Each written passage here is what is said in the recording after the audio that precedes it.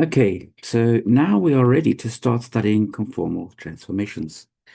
So remember what we did before. We said if we perform a change of coordinates, we wanted the metric after the change of coordinates to be equal to the metric before the change of coordinates.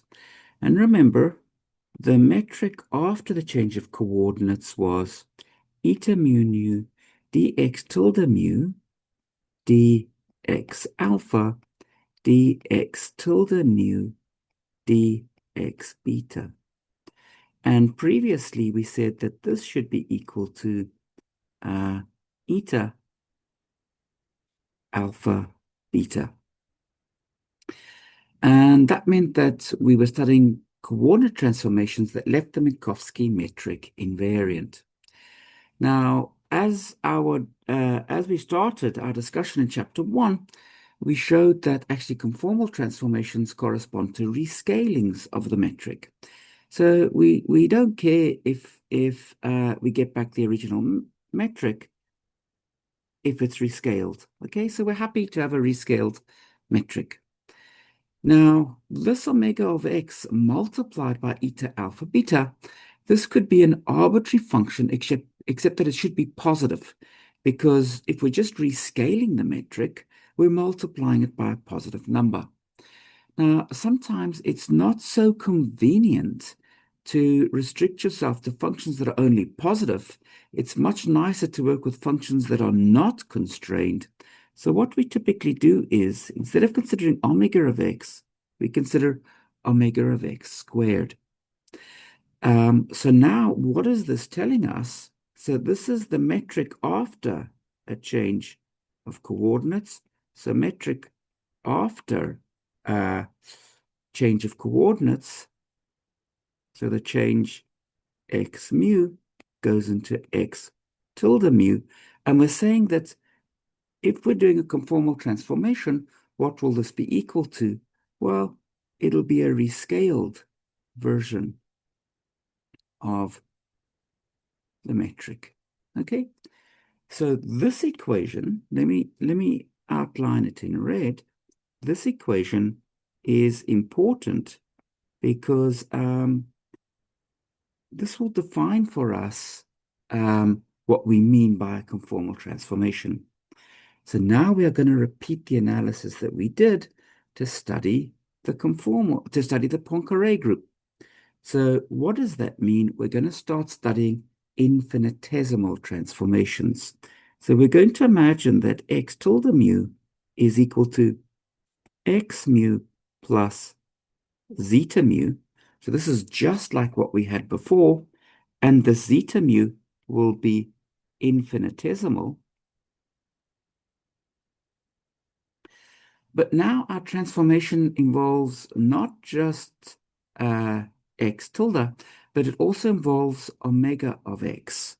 So we also need to say what is omega of x equal to, and we'd like omega of x to be infinitesimally close to just scaling by 1, so doing nothing.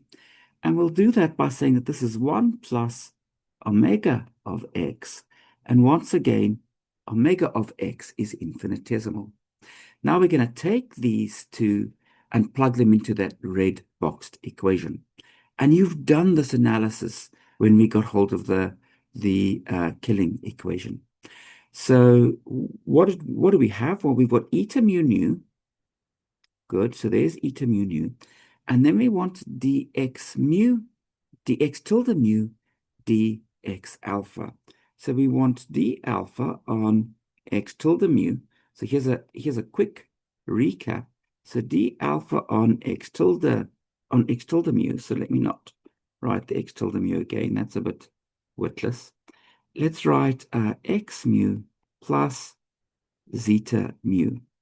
And if we look at what this gives us, the d alpha on the x mu gives us a delta mu alpha plus we'll have a d alpha on the zeta mu. So that's what I'm going to use when I now plug things into that equation. So the dx tilde mu d alpha, I'll get a delta mu alpha plus I'll get a d alpha zeta mu. And then we've got the d by dx beta acting on x tilde nu. So we'll get a delta nu beta plus d beta acting on zeta nu. Okay, so I have just worked out this side of the equation. No big deal. Now, on the other side, we've got omega squared, which is 1 plus little omega squared, which is 1 plus 2 omega plus omega squared. And we've got eta alpha beta. So we've just worked out this side and that side. Good. So now let's multiply things out and let's see what we get. So eta mu nu multiplied by delta mu alpha multiplied by delta nu beta, what will that give us?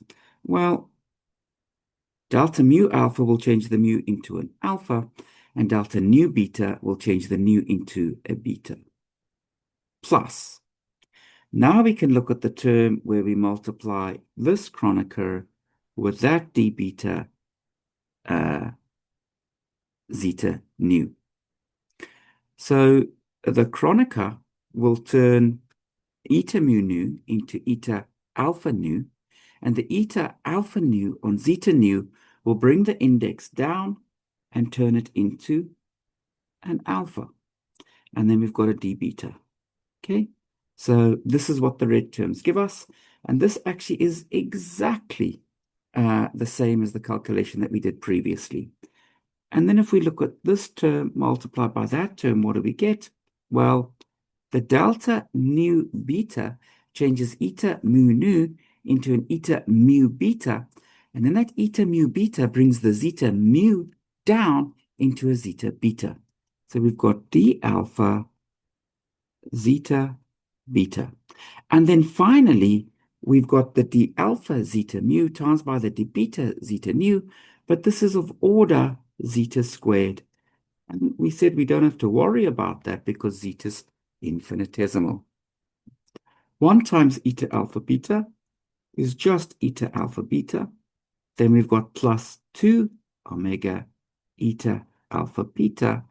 And then we've got plus order omega squared.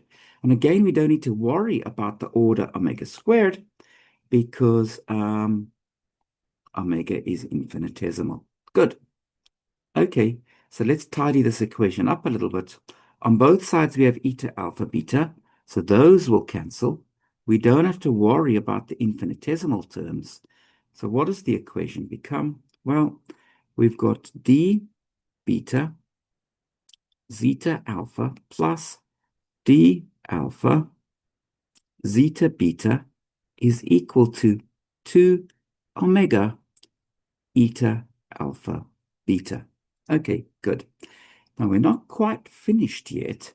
What are we going to do with this equation now? Well, what we're going to do now is we're going to multiply on both sides by eta alpha beta with the indices up. So we've got eta alpha beta onto d beta zeta alpha plus d alpha zeta beta. And this will be equal to, let's do that. This will be equal to eta alpha beta into 2 omega eta alpha beta. So I've just multiplied both sides of the equation that I obtained by eta alpha beta. Now, if I multiply by eta alpha beta, both of these terms give me the same answer. So I get a factor of 2, and I can raise the beta index to get a d beta zeta beta. And I will always write this as 2d dot zeta. Okay, one of the terms will look like a d alpha zeta alpha, but both the beta and the alpha are summed. They're dummy indices. You can call them whatever you want. And then on this side of the equation, I've got 2 omega, and then I've got, let's maybe write it over here, eta alpha beta times by eta alpha beta. And this is equal to d, which is equal to the number of space-time dimensions. Okay, so I want you to check and make sure you're happy with that. And if you're not, knock on my door. So, for example, we often work in 1 plus 3 dimensions. That's our world. Time is 1 plus 3 spatial dimensions. For this case, d would be equal to 4. So it really is the number of space-time dimensions. So this would be equal to d. But you see, this equation is really nice because it lets us solve for omega. What is omega equal to? Well, the 2's will cancel. So omega will be equal to d dot zeta. And you know what that notation means now. Divided by d, the number of space-time dimensions. So plugging that into our equation, what do we have now? We have d beta zeta alpha plus d alpha zeta beta is equal to 2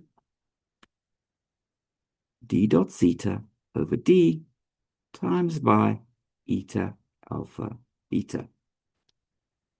Now this equation, if you had a naught on the right-hand side, this would just have been the killing equation that we derived previously. We've got a non-trivial right-hand side. This is actually called the conformal killing equation. And solutions to this equation are called conformal killing vectors.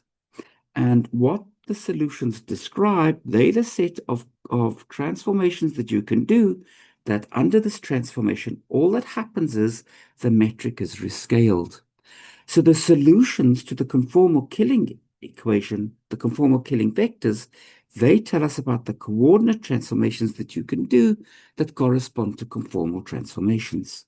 So we're now going to study the conformal killing equation in exactly the same way previously we studied the killing equation, and this is how we're going to learn what the group of conformal transformations is. We're going to obtain the Lie algebra of the conformal group. Maybe just one last comment. You know, when we wrote down this red boxed equation at the top here, we wrote it down for a flat space-time, but we could equally well have written down, we could have considered some metric, g mu nu, and in general, you know, g mu nu would be a function of x. Then we would have dx tilde mu, dx alpha, dx tilde nu, dx beta, and we could have put this equal to omega of x squared times by g alpha beta of x. And now the metric would be an arbitrary function of x, so you wouldn't be studying a flat spacetime, you'd be studying a curved spacetime, and this would give you the conformal killing equation in curved space. So as one of the exercises, I've asked you to work out what is the conformal killing equation in curved space. So you should be able to work that out and, and see what you get. It's one of the exercises. Good. So the next thing that we're going to try to do is solve the conformal killing equation.